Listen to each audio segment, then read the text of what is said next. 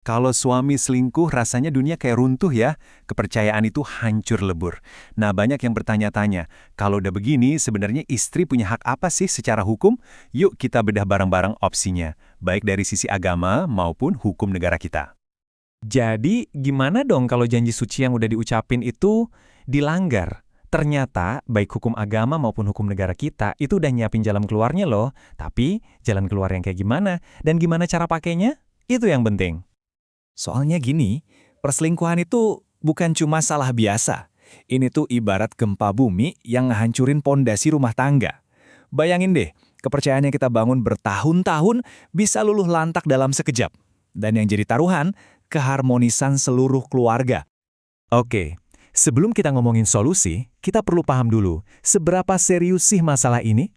Kita coba lihat dari akarnya dulu ya, gimana pandangan agama soal perselingkuhan.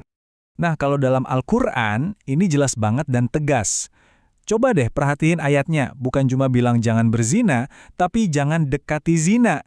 Mendekati aja nggak boleh. Artinya apa? Semua hal, semua jalan yang bisa ngarah ke sana itu udah dilarang. Ini nunjukin betapa seriusnya perbuatan ini, dianggap sebagai jalan yang paling buruk dan merusak.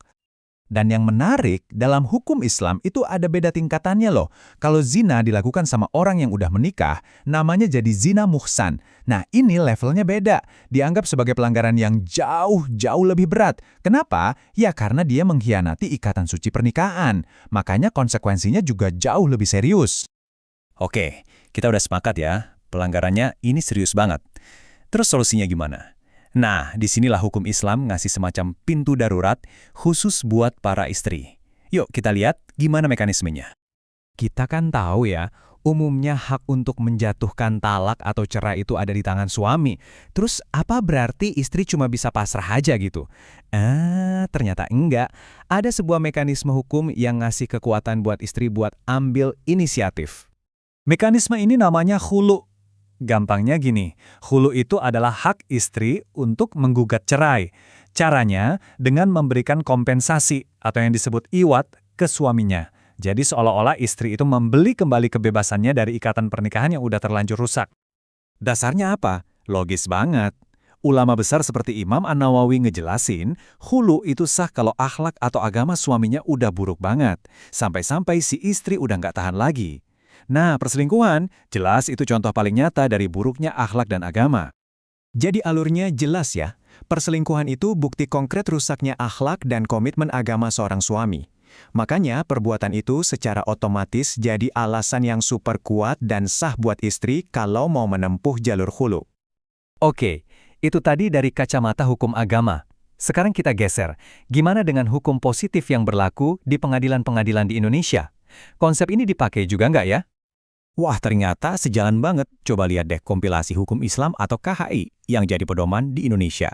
Zina itu ada di poin pertama sebagai alasan sah untuk cerai. Ini bukan kebetulan ditaruh di atas loh. Ini nunjukin kalau negara kita juga mandang perselingkuhan sebagai pelanggaran paling mendasar dalam pernikahan. Dan payung hukumnya itu berlapis. Aturan di KHI ini diperkuat lagi sama peraturan pemerintah yang usianya lebih tua. Artinya, dari berbagai sisi, hak seorang istri untuk menggugat cerai karena suaminya selingkuh di Indonesia itu kuat banget posisinya. Oke, jadi kita udah lihat dua jalur nih. Hukum agama lewat khulu dan hukum negara lewat gugat cerai. Dua-duanya sama-sama ngasih hak ke istri. Tapi ada satu perbedaan penting yang benar-benar jadi kunci dan perlu banget kita tahu. Persamaannya jelas ya, sama-sama inisiatifnya dari istri, alasannya karena zina. Nah, beda terbesarnya di sini nih, dengerin baik-baik. Kalau khulu, dalam konsep aslinya, itu ada syarat aiwat atau semacam uang tebusan dari istri ke suami. Tapi, dalam gugat cerai menurut hukum Indonesia, kewajiban bayar tebusan ini dihilangkan. Ini poin yang krusial banget.